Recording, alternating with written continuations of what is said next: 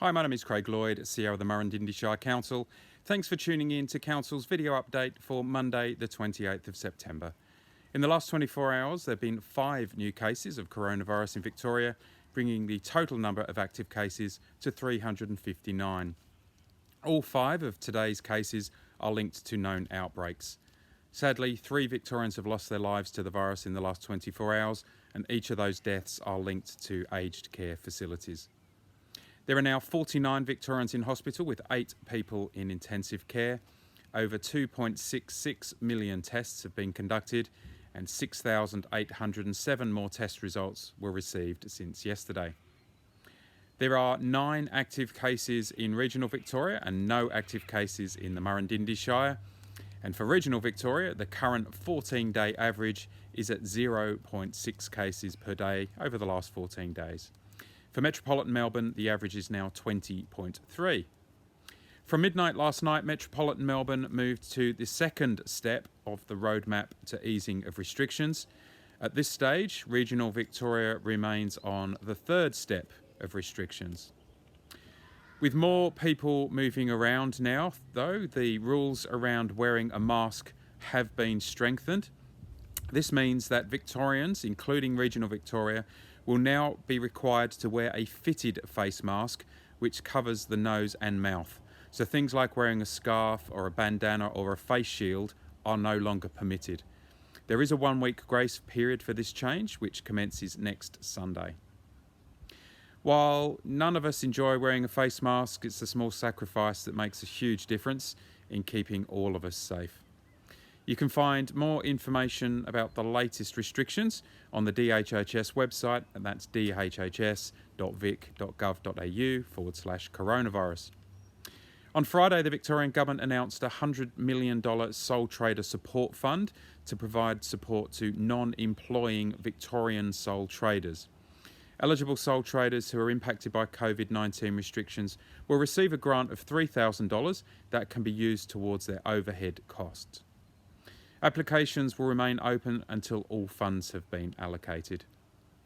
Further information on this one can be found on Business Victoria's website at business.vic.gov.au. The Victorian Government also announced on Friday that students will be able to access special consideration, and that's to support them achieve their VCAL certificates, and those students who were unable to complete their VET qualifications will be guaranteed enrolment at TAFE, and that's to let them complete their studies in 2021. A $5 million community food relief fund has also been set up by the state government.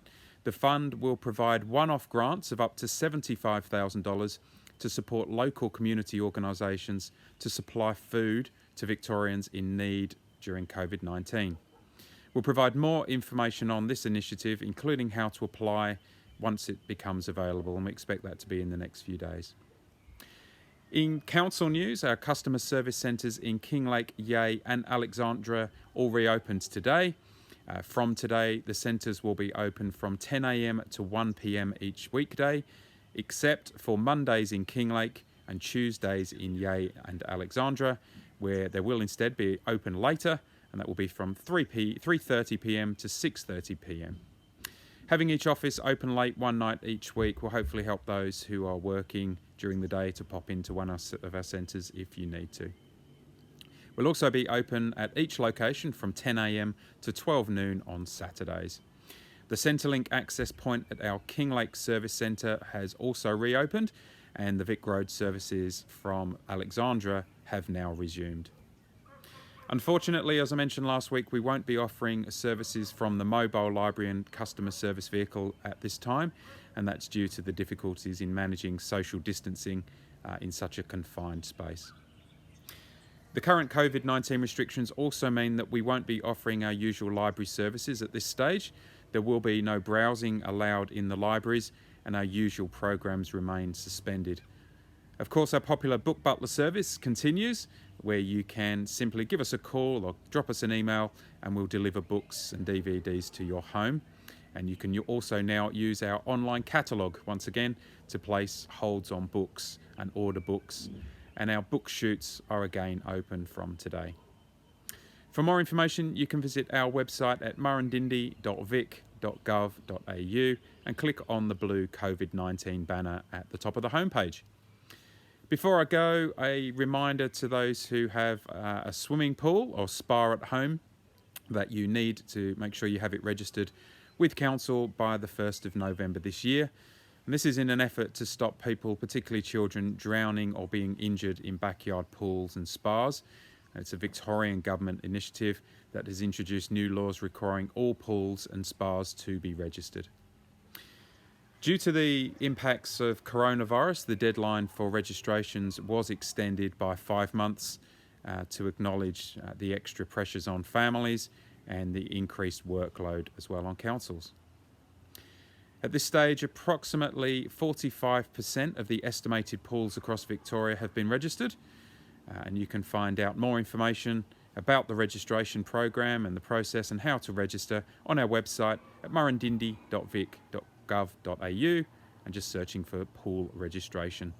Or give our customer services team a call on 5772 0333. That's all from me today. Thank you for watching. Don't forget you can also tune in to UGFM tomorrow morning at 8:30 a.m. and that's to hear all the latest information.